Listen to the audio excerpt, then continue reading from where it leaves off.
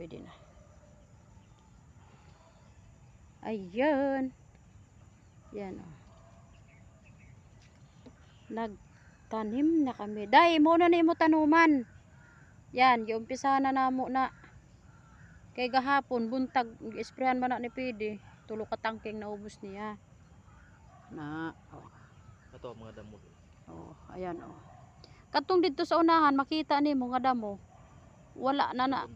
Patay nagdilaw na nag-isprehan ni Pidi oh. Patay na mga tulok adlaw.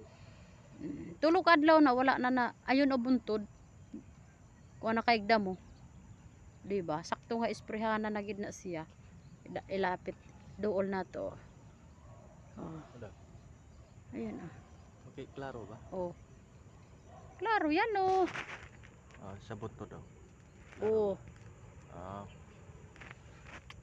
Ayun yung bunto. Oh, yan si Jubit oh. Tanaw siya? Malawak na yan oh. Ayun oh. Video yan eh. Mamaya ano ko kasi ito sa kanya eh. Yan. So nakaubos miya nagsampo.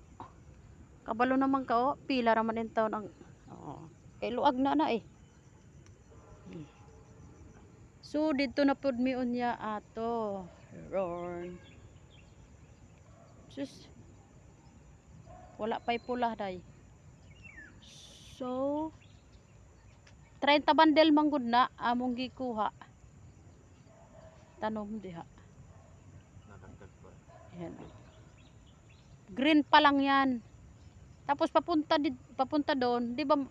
Luag man ni paingon pa ni dito sa saging oh. Siguro makakuha mi na mga 20 ka pula. 20 lang yan dyan ano? Mga 20 hindi. Siguro mga 20. Pero kung kulangin, dadagdagan naman eh. Basta 30 ang green nakuha namo. Kung kulang ang green, di. Dagdagan naman po namo. Basta kami na bahala para sa December na kay ma-harvest. Pero pag maano na ang damo, magtubo ng talbos, Damuhan. na manggid ni damo, di man nimo maiwasan. Padamo-damuhan na ubag nimo kay Lowy yan. Diba? Kita mo na yan day. Oh, munay kahoy. Butangan imo batong.